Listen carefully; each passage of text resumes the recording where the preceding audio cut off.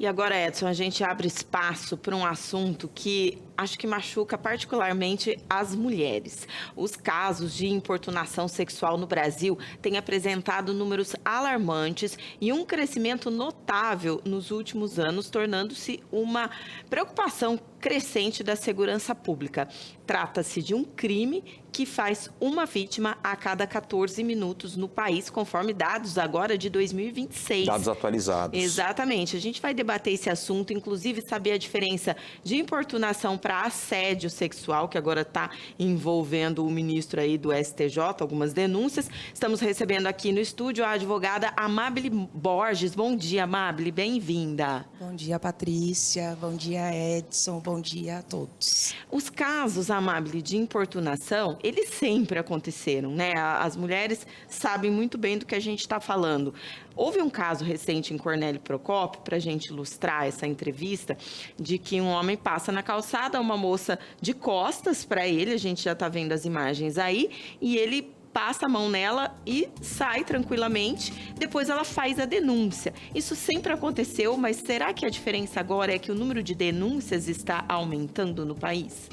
Sim, com a internet, né, com as câmeras de segurança, os crimes de importunação e também o assédio, eles têm ficado mais evidentes, né? Então, as pessoas têm a coragem de denunciar. Sim. Porque, você diz, a mulher, ela muitas vezes se sente vítima 2 vezes. Porque normalmente fala assim, a roupa que ela estava vestindo me atraiu, não consegui segurar. Estamos diante aí das festas populares, do carnaval. No país é muito gritante esse preconceito. Então, quando uma lei ela é promulgada, uma lei ela é pensada pelo legislador, na faculdade de Direito, Patrícia, eu aprendia que o conceito da sociedade tem que ser levado em conta, o costume daquele lugar.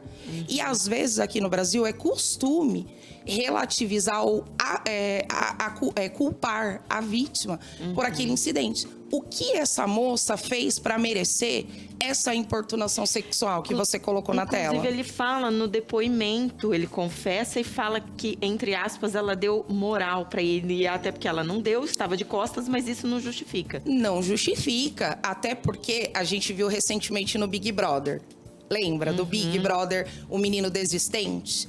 Ele tentou beijar a moça. Por mais que ela tenha ofertado uma proposta de aparente relacionamento, uma ficada, a partir do momento que ela falou assim, sabe o não é não? Ela falou, eu não quero, ela pensou melhor. É um direito, né? É um direito. E aí, entramos no debate da diferença. Porque a importunação sexual, ela acontece por pessoas comuns, com pessoas comuns. Pode acontecer no ônibus, normalmente acontece na rua, nas festas populares, numa festinha.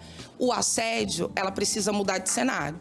O assédio sexual só é cometido quando existe uma relação de hierarquia e depende do local. Então, que isso fique bem claro, porque às vezes você está sendo assediado no seu trabalho, sabe aquele chefe que vai pegar um papel e toca na sua mão, vai pedir uma água e pede para você levar água dentro da sala, se insinua. O assédio sexual normalmente vem com poder hierárquico, porque ele pede para que a pessoa troque uma promoção por um favor sexual, entendeu? Então, é grave também e se diferencia, tá? Da relação. A lei em si, ela está bem embasada? Ela tem uma estrutura coerente ou você acredita que é necessário atualizar algum artigo, algum termo, talvez tornar ali uma pena mais rígida para esses crimes? Olha, Edson, eu acredito que a lei, ela é perfeita, assim, claro, precisaríamos estudar casos a casos, assim, as condenações, se existe efetiva condenação pelo Poder Judiciário. Porque, por exemplo, um crime como esse pode pegar de 1 a 5 anos. Então, vamos lá, se ele pegasse 5 anos Pena máxima, porque ele foi lá, importunou sexualmente uma moça. Será que o vizinho, o amigo, ia ter a coragem de entrar num ônibus e fazer o que eles fazem com as meninas? Eu sou mãe, eu tenho uma adolescente que anda de ônibus para ir pro colégio. E ela se sente constrangida muitas vezes quando o ônibus está lotado. E eu já ensinei ela a deixar a mochila nas costas e não deixar nenhum homem se aproximar. Por quê? Porque eles fazem isso mesmo. Ficam se esfregando. Só que agora tem câmera nos ônibus, né? E tem que tomar cuidado. Existe essa condenação máxima? Existem já casos no Brasil? Existem casos no Brasil, mas eles são raros. Por quê? São considerados crimes, porque vai depender ali do caso concreto, dos antecedentes, vai existir atenuante. Com o pacote anticrime, existe ali a possibilidade do acordo de não persecução penal, que é assim, se você não fizer mais, Edson, nunca mais se comportar nesse sentido, pagar ali 3 cestas básicas, pagar uma indenização para a vítima, eu, promotor de justiça, vou arquivar esse processo, vou deixar dormindo. É uma prerrogativa, só que não deveria. Eu acredito, e aí pontuando o que você falou, de repente, para crimes sexuais, assim como existe a polêmica de vamos fazer uma lista e colocar ali os nomes dessas pessoas para orientar a sociedade, quem são esses homens, né? Ou mulheres, porque, gente, existe caso de importunação sexual cometido por mulheres, né? Quantas vezes a gente já não ouviu falar? Eu tenho mesmo um caso que o meu cliente, ele estava numa festa de formatura, Patrícia, e a moça, ela tinha bebido, feito uso de bebida alcoólica, foi lá e começou a passar a mão. No homem. E a mulher dele não gostou e ele foi e representou ela.